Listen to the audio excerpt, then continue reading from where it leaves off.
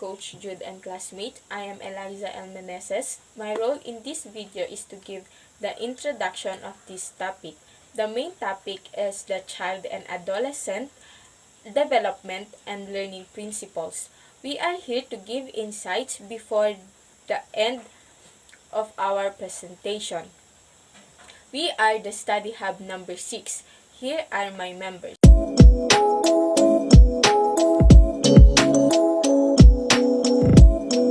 Dahmer had a troubled childhood marked by isolation, fascination with dead animals, and early signs of disturbing behavior. He eventually committed gruesome acts of violence including murder, cannibalism, and necrophilia, ultimately leading to his conviction and imprisonment. Alice Walker, despite facing poverty and hardship, overcome adversity to become a successful writer and advocate. When she was 8 years old, her brother accidentally shot her in the eye with a BB gun. By the time she reached the hospital, she was blind in that eye. But despite that, Alice went on to become an essayist, poet, and award-winning novelist. She won a prize for her book, The Color Purple. This topic shows two people who has very different lives. One become a killer and the other one become a famous writer. It asks how two people from very different backgrounds can end up so different. The topic highlights the complex interplay of factors that influence a child's development, including early childhood experiences. Both Dahmer and Walker experienced difficult childhoods. Dahmer's mother struggled with mental health issues, while Walker families live in poverty and face racial discrimination. Social and economic factors. Dahmer's family was relatively stable, but he was isolated and lacked social connections. Walker's family faced significant economic hardship, which likely contribute to her resilience and determination. Individual differences. It's important to acknowledge that individuals are unique and respond differently to their environments. Some children may be more vulnerable to trauma and adversity, while others may develop resilience and coping mechanisms. Hey everyone, I am Eliza L. Meneses. My topic is all about why study about children and adolescents. This topic emphasizes the importance of understanding child and adolescents' development, arguing that it is crucial for future educators and parents. Here are some key points. First, the interplay of genetics and life experiences. Children's development is shaped by a combination of their inherited traits and their life experiences. This means that understanding both aspects is essential for the comprehending how the children learn and grow. Second, the influence of multiple factors. It emphasizes that development is influenced by a variety of factors, including family, community, and culture. These factors can significantly impact a child's physical, cognitive, emotional, social, and moral development. For example, a child raised in a supportive environment is likely to develop differently than a child raised in a chaotic environment. Third, the importance of understanding development stages. It highlights the importance of understanding the different stages of the development that children and adolescents go through. Each stage presents unique challenges and opportunities for growth. By understanding these stages, educators and parents can provide appropriate support and guidance to the children. Fourth, the benefits of studying child development. It emphasizes that studying child development can help educators and parents become more effective in their roles. By understanding the development process, they can better identify potential problems, provide appropriate intervention, and create learning environments that are tailored to the specific needs of children and adolescents. Fifth, the importance of empathy and understanding. The text suggests that understanding child development fosters empathy and understanding. By comprehending the challenges and complexities that children and adolescents face, educators and parents can develop a more compassionate and supportive approach to the development. Topic discuss the importance of studying in child and adolescents development. It argues that understanding how children and adolescents develop is crucial for future educators and parents. It also emphasizes that children develop through a complex interplay of genetics and life experiences, and that their development is influenced by a variety of factors, including family, community, and culture. It highlights the importance of understanding the different stages of development that children and adolescents go through, and how this knowledge can help educators and parents to better support their development. So hello everyone, especially to Coach Jude. My name is Michael Fraser Silas, and my role in this video presentation is to discuss about the historical views of childhood. Throughout ancient times, the Middle Ages, and most of early modern history, the idea of childhood as we understand it today did not exist, in part because of the hardship of life in general, and in part because of the very high infant and child mortality rates. So primary due to malnutrition, disease, and general lack of access to medical care. The way families viewed childhood was fundamentally different from the way it is viewed now. Influential philosophers view children in terms of original sins, tabula rasa, and innocence. The original sins views this was advocated during the Middle Age. Children were perceived being born as basically bad or evil beings. The goal therefore was that child rearing should provide salvation to remove the sins from the child's lives.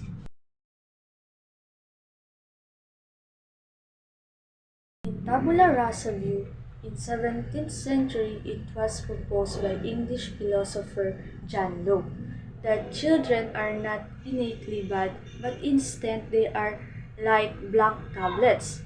Locke believed that childhood experiences are important in determining adult characteristics, and he advised parents to spend time with their child and to help them become contributing members of the society.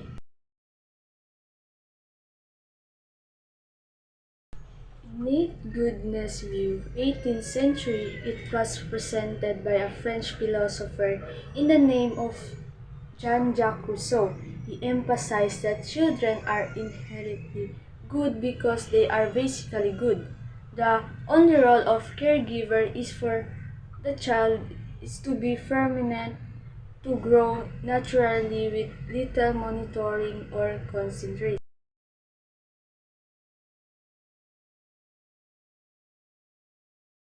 Our view of children has dramatically changed. Our perception of childhood rests as highly eventful, in a unique period of life that lays the foundation for the adult years. Thus, most modern approaches in understanding the children and adolescents today depends on the fact that we approach our understanding of them through identifying which skills they master and how they confront new life tasks. Concerns about today's children, the topics and news that we read and hear every day, whether in newspapers, magazine, and on the internet, are mostly centered about children's welfare. What many children's development researchers are discovered in each of these areas has direct and significant consequence for understanding children and improving their lives. it is important for us to provide up-to-date coverage of the roles of the following moderns, the concerns of today's children. Health and well-being. Although we have become obsessed with health and well-being brought about the COVID-19 world pandemic and many other factors, we are still afraid by the many interacted factors such as the poverty, starvation, loss of livelihood, poor quality health and care, and alcohol and drug abuse.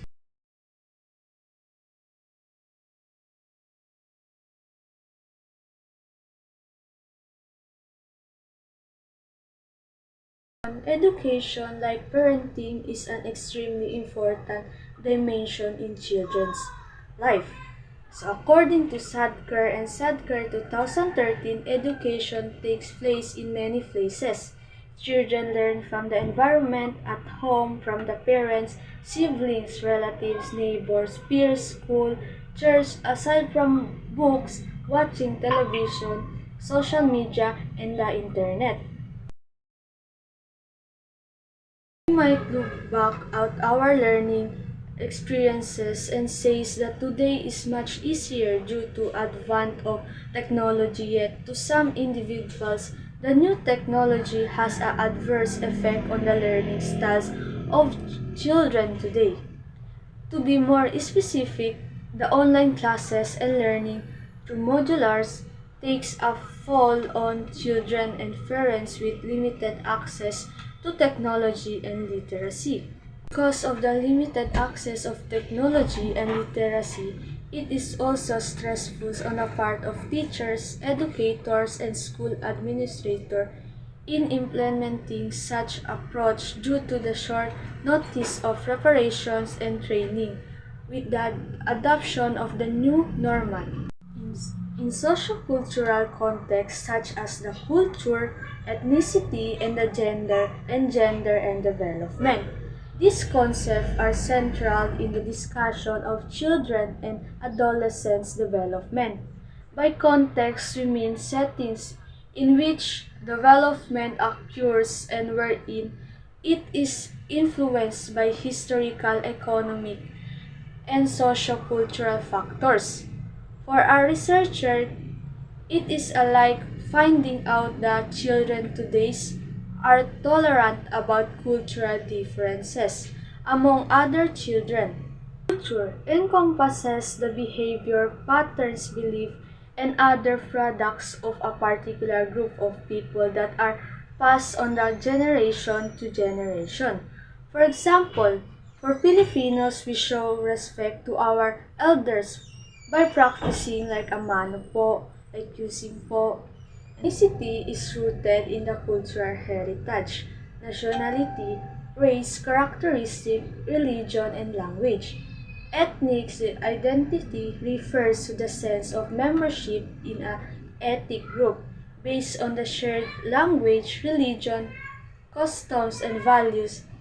History, race such as for example, the Cebuanos or Bicolanos, Ilocanos, and Muslims.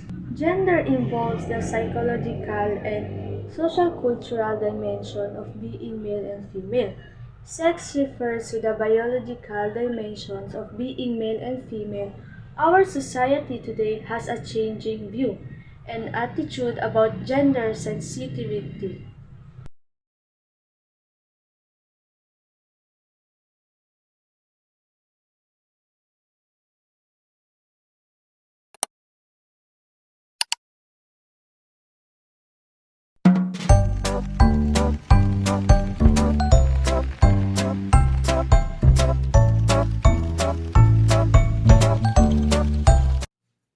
Good day, everyone. My name is Carson Alvarado, and I'm going to discuss to you the topic 3, which is the development processes and periods. Development processes is a process that can result in growth, progress, positive changes.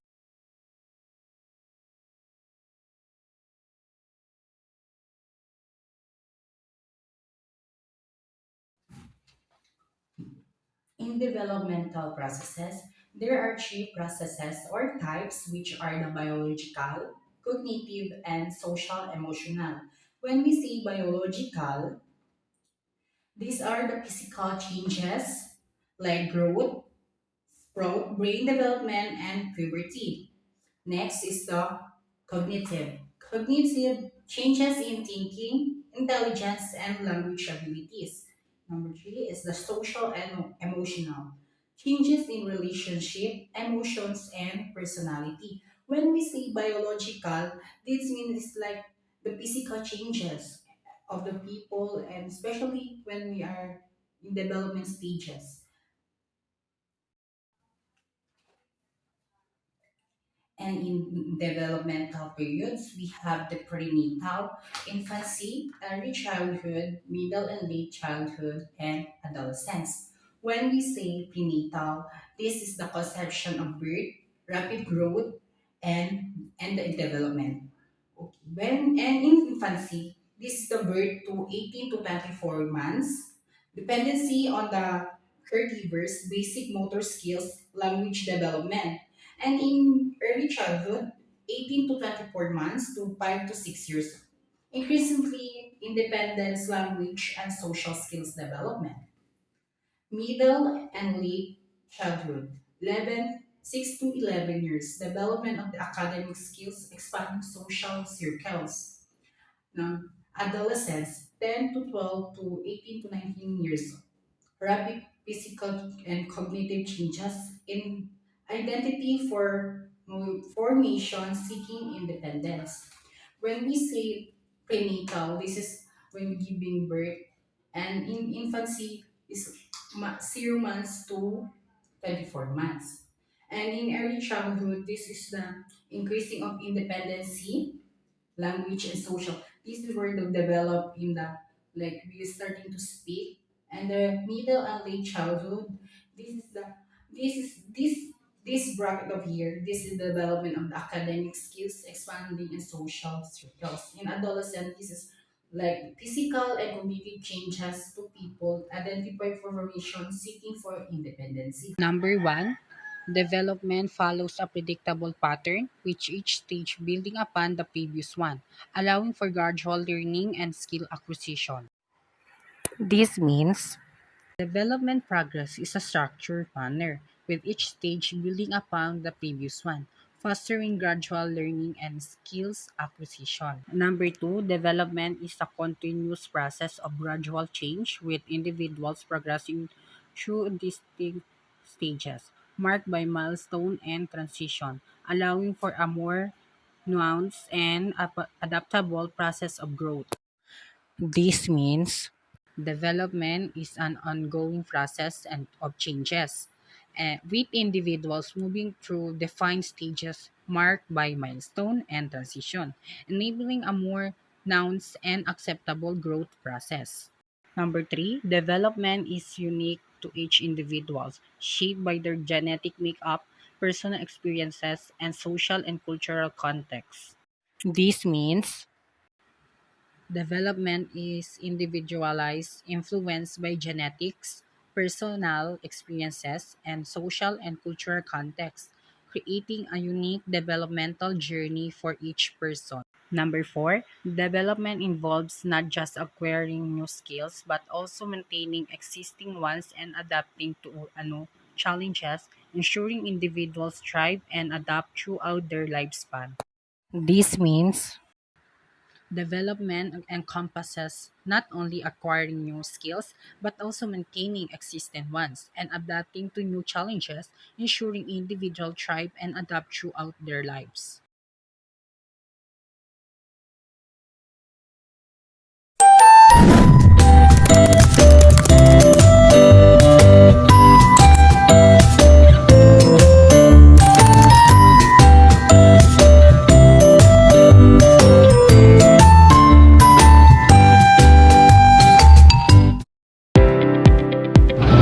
Good day everyone, I am Cinderos Agnasia from People at Etchi. So today we are going to explore the fascinating world of human development. It is a field of study that looks at how we change and grow throughout our lives. So the most technical definition of human development is the scientific study of the systematic process of change and stability in humans. From the word development, we are changing. Think about it. We are constantly changing from the moment we are conceived until the day we die. We grow physically, mentally, and emotionally. For example, from the moment a sperm cell and an egg cell unite, they begin to develop. We go from a single cell to a zygote, then a fetus, and eventually a baby. We continue to grow and change throughout childhood, adolescence, and adulthood. Psychologist John Sandstrom identified 8 distinct stages, and these are the prenatal period, infancy, early childhood, middle and late childhood, adolescence, early adulthood, middle adulthood, and late adulthood. We'll be exploring each of these stages in more detail after this. But for now, remember that human development is a continuous process of change and growth. It's a fascinating journey that we all take from the very beginning to the very end.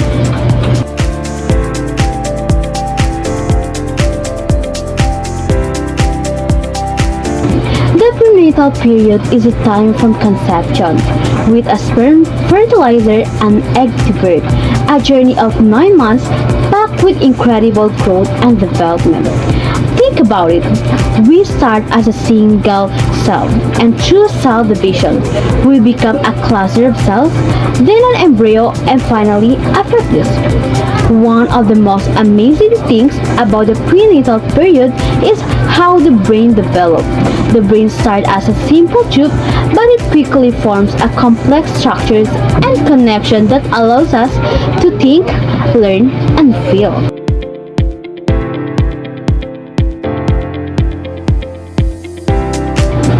Have you ever wondered what it's like to be a baby? We all started there, but how much do we really remember about the time? Infancy is a period from birth to about 18 to 24 months. It's a time of incredibly growth and change both physically and mentally. Think of it as a foundation for everything that comes later in life. Babies are completely dependent on adults for everything such as food, warmth, safety, and even love. They are like little explorers, learning about the world with wide open eyes and curious minds. During infancy, babies are developing all sorts of amazing skills like as language thinking, moving, and interacting with others. It's a time of rapid learning and discovery.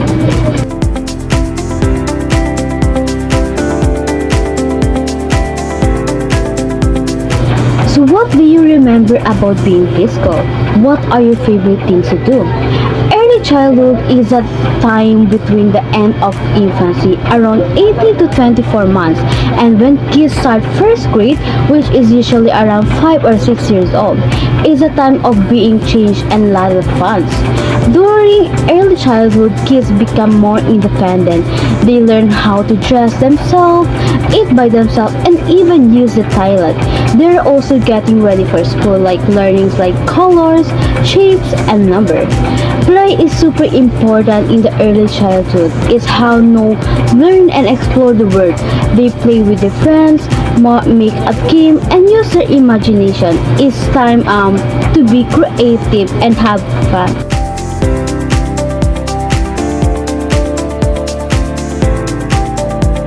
Now we're going to proceed in the middle and late childhood. This is when we're in elementary school from about 6 to 11 years old. In middle and late childhood, we were on a different plane, belonging to a new generation and feeling properly our own. It is the wisdom of human development that at no other time we are more ready to learn than at the end early childhood period or expansive imagination. Remember when you were learning to read and write? This is a big deal in elementary school. We also get better at controlling ourselves. We learn to follow rules, make good decisions, and be more responsible. It's like we're becoming more grown up even though we're still a kid. Now, we're talking about adolescence, which is a time of big changes. It usually starts around 10 to 12 years old and can last until you're 18 to 22. It's like a roller coaster ride.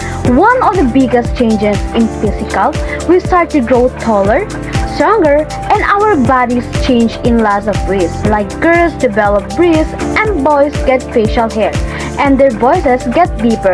It's all part of becoming an adult. But it's not just our bodies that change. Our brains are changing too. We start to think more logically and we can understand abstract ideas. We also become more idealistic, meaning we have big dreams and want to make the world a better place. During adolescence, we also start to figure out who we are. We want to be an independent and make our own choices. We spend more time with our friends and less time with our families. It's a time of trying new things and finding our own identity.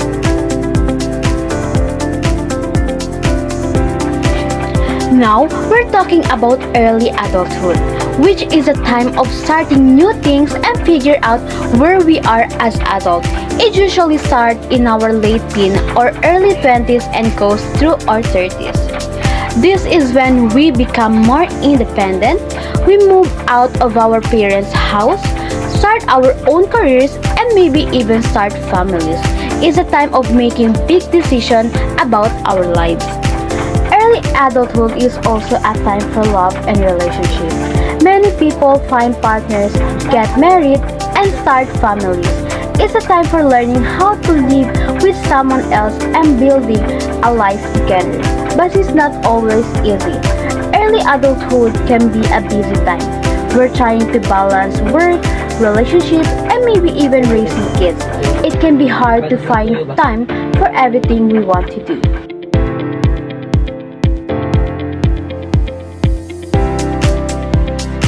Now, we're going to talk about middle adulthood, which is a time of life that starts around 40 and goes until about 60. It's a time of looking back at what we've accomplished and looking ahead to what we want to do next. Middle adulthood is a time for finding satisfaction in our lives. We're often at the peak of our careers and we've probably built a strong relationship with family and friends. We also start to think about how we can make a difference in the world. Many people in middle adulthood focus on helping the next generation. Maybe they are raising their own kids or mentoring young people. A time for sharing our knowledge and experience with others. But middle adulthood can also be a time of challenges. We might start to experience some physical changes and we might have to deal with the loss of loved ones. It's a time of figuring out how to adapt the new generation.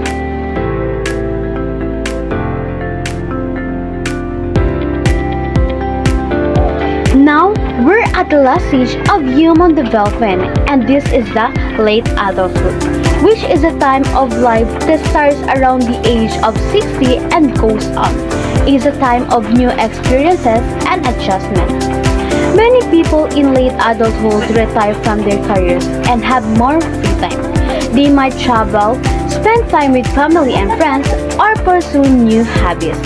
It's a time to enjoy life and do the things they've always wanted to do. Late adulthood is also a time for reflection.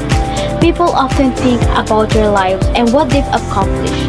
They may write memories, share stories with loved ones, or simply enjoy remembering the good times. Of course, late adulthood also involves some adjustment. People might experience some physical changes as they get older, and they might lose some of their friends or loved ones.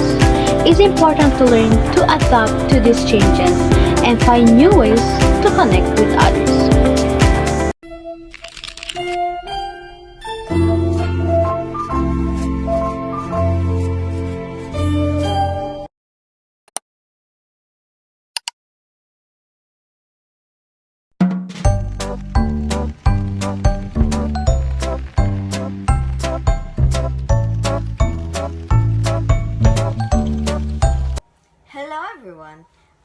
Alec Micaela Itario, the fifth reporter of Study of 6. And my topic is all about developmental issues. So in this video, we're embarking on a journey to explore the fascinating world of human development, specifically focusing on some key debates that shape our understanding of how we grow and change. So, the key debates are nature versus nurture, continuity versus discontinuity, and early and later experiences. So, before we dive into these debates, let's define some fundamental concepts. The fundamental concepts are nature, nurture, continuity, discontinuity, early experiences, and later experiences. Nature. This refers to our biological inheritance, the genes we receive from our parents.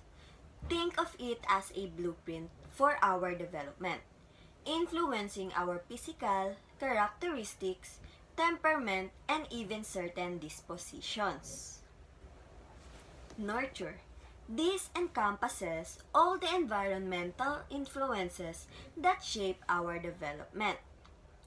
It's the world around us, from our family and friends to our culture and experiences.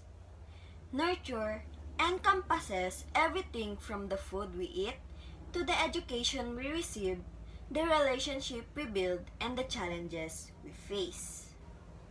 Continuity. This view suggests that development is a gradual, continuous process. Imagine a child learning to walk. They don't suddenly go from crawling to walking overnight. Instead, they gradually develop strength, balance, and coordination through practice and experience. This view sees development as a smooth flowing river, with each new experience building upon the last. Discontinuity. This view proposes that development occurs in distinct stages, marked by qualitative changes. Think of puberty, a dramatic shift in our physical and emotional landscape. We move from one stage to another, with each stage bringing a significant changes in our abilities, perspective, and understanding of the world.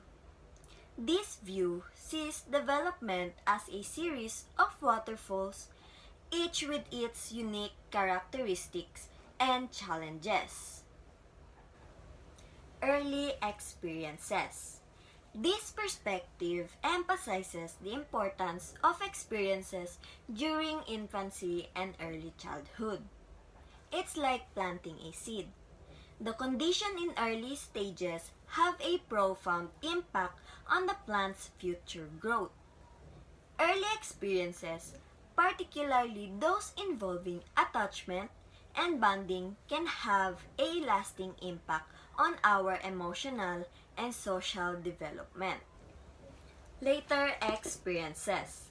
This perspective acknowledges the importance of early experiences but also highlights the ongoing influence of experiences throughout our lives.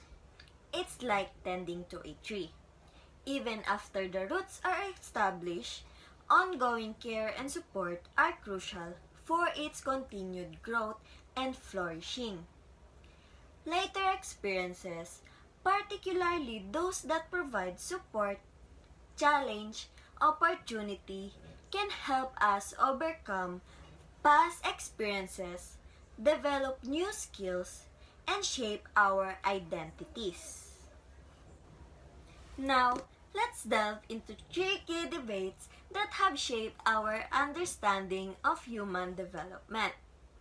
So, first is nature versus nurture. This is a classic question of how much of who we are is determined by our genes and how much is shaped by our experiences. Example, imagine two identical twins. separated at birth in a vastly different environments. One grows up in a loving, supportive home, while the other faces neglect and hardship. Despite their shared genes, they might develop vastly different personalities and abilities, highlighting the power of nurture. Continuity versus discontinuity. This debate focuses on whether development is a smooth, continuous process or a series of distinct stages. Example, a child learning to ride a bike illustrates continuity, as they gradually gain balance and coordination. Puberty, on the other hand, is a clear example of discontinuity, a sudden and dramatic shift in our physical and emotional landscape. Early versus later experiences. This debate explores whether early experiences in infancy and childhood are the most crucial, or if later experiences continue to shape us into adulthood. Example, a child who experiences a difficult childhood but finds a supportive mentor later in life illustrate the power of later experiences.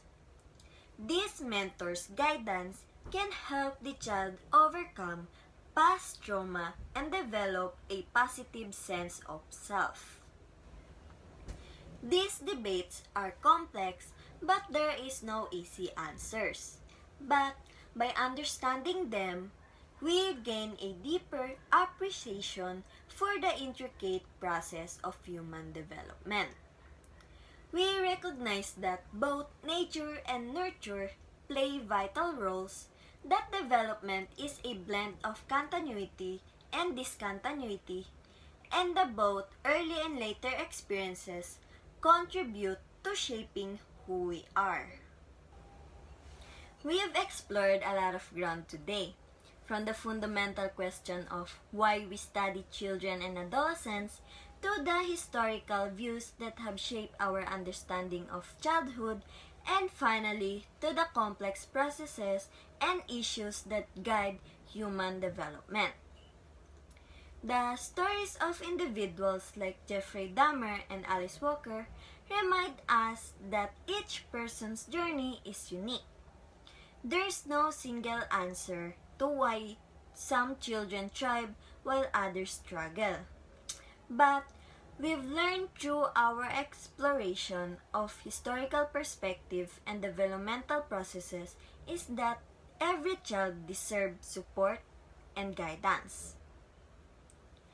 As educators, parents, and members of our communities, we have a responsibility to create environments that nurture growth, foster resilience, and promote well-being.